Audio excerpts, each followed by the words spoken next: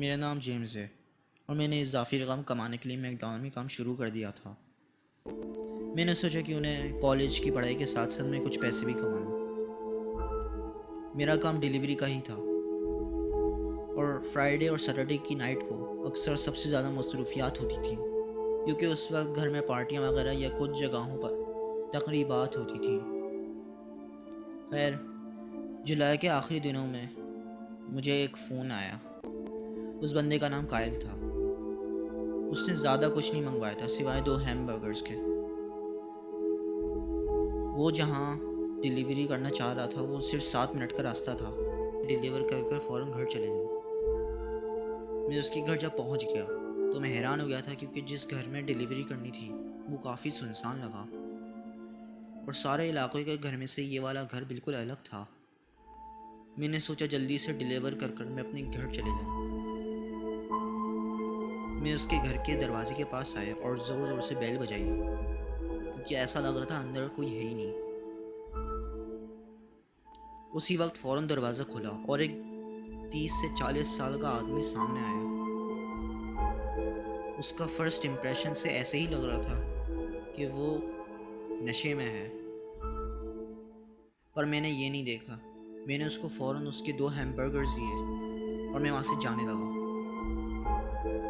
मुझे पैसे लेने की ज़रूरत भी नहीं पड़ी, क्योंकि उसने ऐप के ज़रिए ही पे कर दिया था।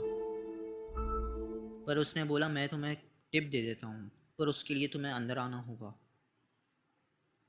मैंने सोचा चलो कोई बात नहीं। उसने मुझे यही बोला कि पैसे बेसमेंट में हैं और टिप लेने के लिए तुम्हें वेट करना होगा किचन में। मैंने सोचा चलो कोई बात नहीं। जब वो नीचे चला गया तो मैं किचन में ही वेट कर रहा था।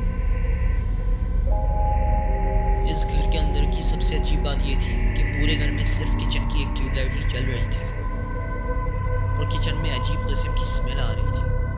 घर में घुटन होने लगी। मैं किचन से बाहर ही निकला था कि मैंने देखा घर के पीछे वाला दरवाज़ा खुला हुआ है। मैंने सोचा कि घर के पीछे वाले दरवाजे से बाहर निकलूं ताकि थोड़ी ताज़ी हवा आए, पर बाहर निकलकर ही मुझे और बुरी स्मेल आने लगी। मुझसे अब सांस भी नहीं लिया जा रहा था। मैंने सोचा उस स्मेल की तरफ जाऊं ताकि पता चले कि कहाँ से आ रही है। करीब जाने के बाद मुझे बहुत सारी मक्खियों की आवाज़ें आने लगी और वो मक्खियाँ कोने में 2 लंबे बैग के पास ही उड़ रही थी। उस वक्त स्मेल बिल्कुल बेकाबू हो चुकी थी और मैं फ़ौरन अंदर आ गया।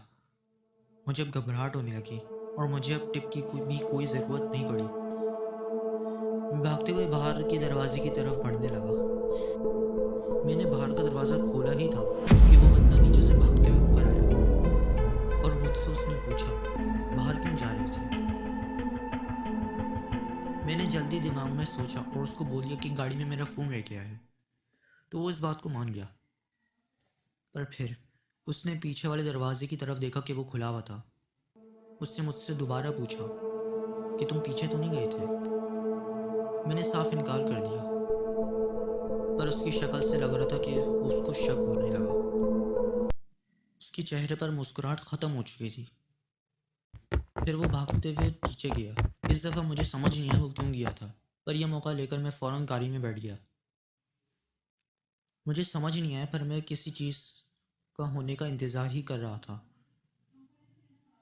मैंने ये देखा कि वो बंदा दोबारा भागते हुए आया और वो मेरी तरफ बढ़ने लगा। उसके हाथ में लोहे की रॉड थी। मैंने जैसे ही देखा कि वो मुझे मारने आ रहा है, मैंने फ़ौरन स्पीड पकड़ी और वहाँ से निकल गया। रास्ते में मैंने अपने बॉस को फ़ोन करने के बजाय मैंने पुलिस को फ़ोन कर लिया और 5 मिनट में वो पुलिस उसके घर पे पहुँच गई थी। उस बंदे को उसी वक्त गिरफ़्तार कर लिया गया और उसके घर के पीछे जो 2 लंबे बैग्स थे, उन दोनों बैग्स में लाश थी। खैर, मैं मैकडॉनल्ड में जब चला गया तो मैंने अपने मैनेजर से बात की कि मुझे दिन की शिफ्ट चाहिए। उसके बाद से मेरे साथ ऐसा कोई वाक़या पेश नहीं आया।